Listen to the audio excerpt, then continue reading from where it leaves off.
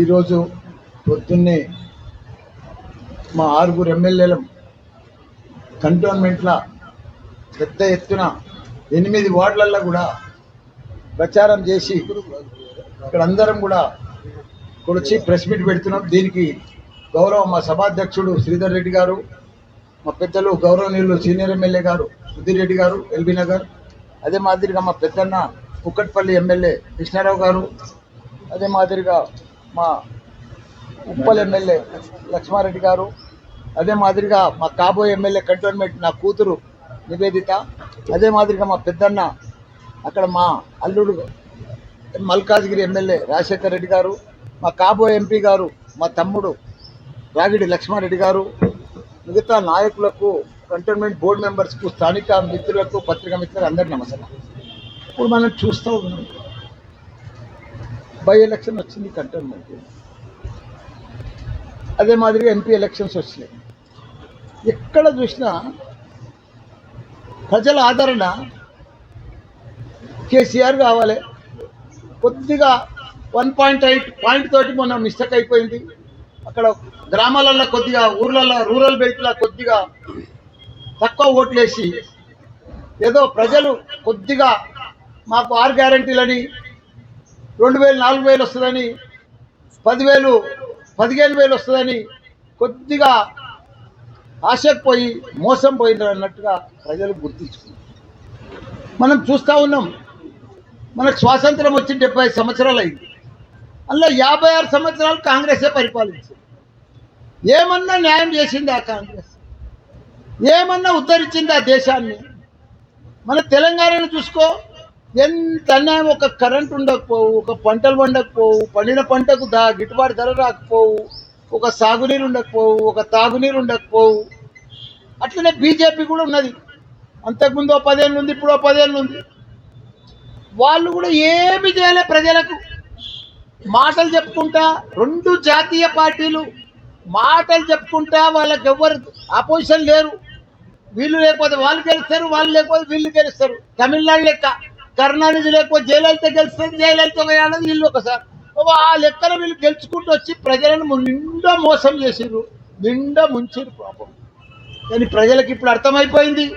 10 ఏళ్ళు కేసీఆర్ పరిపాలన వచ్చింది. దేశంలో 28 రాష్ట్రాలలో అందరికి అర్థమైంది, అసలు పరిపాలన అంటే ఇట్లా కేసీఆర్ లెక్క ఉంటుందా? పాలన అంటే ఇట్లుంటుందా? సాగునీరు ఇట్లా ఇవ్వగలుగుతామా? ప్రతి ఇంటికి నీరు ఇవ్వగలుగుతామా? ప్రతి పంటకు నీళ్ళు ఇవ్వగలుగుతామా? 24 గంటలు నాణ్యమైన కరెంట్ ఇవ్వగలుగుతామా అనేది ప్రూవ్ చేసి చూపించిన ఘనత కేసీఆర్.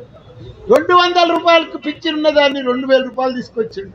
ఎవరితో సాధ్యం కాదు, అది అసాధ్యమైన పని సుసాధ్యం చేసిన ఘనత మన కేసీఆర్ గారు.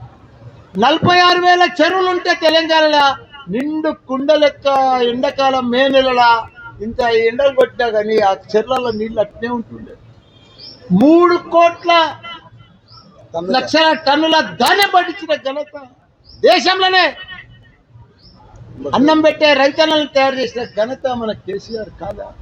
వాళ్ళకి సకాలంలో రైతు బంధు ఇచ్చి, రైతు బీమా ఇచ్చి, పెట్టుబడి ఇచ్చి, ఎరువులు అందించి, సాగునీరు ఇచ్చి, కరెంట్ ఇచ్చి, వాళ్ళకు పంటలు పండించి, పంటలు పండినాక సకాలంలో కొని వాళ్ళకు మంచిగా పైసలు వేస్తే ప్రజలు ఎంత మోసపోయారు. 4 నెలలనే కాంగ్రెస్ వచ్చింది, కొత్త మోడల్ వచ్చింది.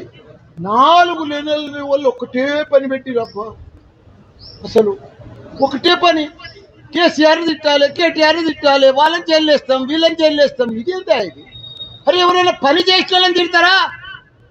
నీ ముఖాలకు, కాంగ్రెస్ ముఖానికి కానీ బీజేపీ ముఖానికి కానీ ఎప్పుడన్నా సాగునీరు ఇచ్చిర్రా? ఏ రాష్ట్రంలోనన్నా తాగునీరు, ఇంటింటికి తాగునీరు ఇచ్చిర్రా? 24 గంటల కరెంట్ ఇచ్చిర్రా? దేశంలో 28 రాష్ట్రాలు ఉన్నాయి, ఒక్క రాష్ట్రం చూపిరు మీరు. అసలు మీకు ఓట్లు అడిగే హక్కు, తెలంగాణలో నైతిక హక్కు మీకు లేనే లేదు. ప్రజలు మీకు వెయ్యలేయారు ఎప్పుడు కూడా.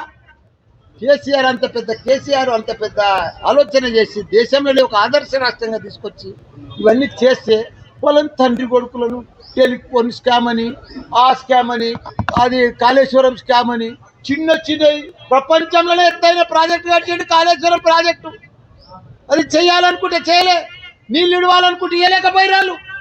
ఏదో వంక పెట్టి 3 పిల్లలు ఏదో దసుకుతే దానికి వంక పెట్టుకొని దాన్ని ఆపి రైతులనంతా 1,00,000 ఎకరాలకు పొలాలు ఎండబెట్టారు.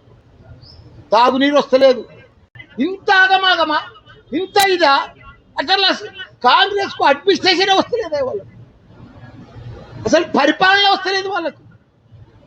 ఎందుకో నాకు అర్థమైతలేదు. ఇప్పుడు డైరెక్ట్ ప్రతి ఇంటికి నల్ల నీళ్లు, రిజర్వాయర్లు ఎక్కడ లేని విధంగా కట్టిపెట్టాం మన కేసీఆర్ గారు. సిరిప్ సెక్షన్ అంతా శాంక్షన్ సిస్టమ్ అంతా తయారై ఉన్నది. ఖాళీ నల్లలు నీళ్లు తెచ్చి ఇప్పితే అయిపోయాయి, నీళ్ళు ఇస్తే అయిపోయాయి. సాగునీరు కోసం మొత్తం సిస్టమ్ డెవలప్ చేసి పెట్టిండు. సరిగా నీళ్ళు తెచ్చి ఇచ్చి పెడితే అయిపోయాయి. చెర్లను నింపేందుకు రెడీగా పెట్టిండు కాలువలు, పైప్ లైన్లని, అవి ఇప్పితే అయిపోయాయి. నువ్వు సిరిప్ మేనేజ్మెంట్ చేస్తే అయిపోయాయి. అది కూడా చెయ్యి వస్తలేదంటే దానికి పట్టుకొని అది ఏదో వంక పెట్టుకొని పొద్దు పొడగొట్టి ఇష్టం ఉన్నట్టు కేసీఆర్ని తిరిగితే ప్రజలు గుర్తుపట్టరా?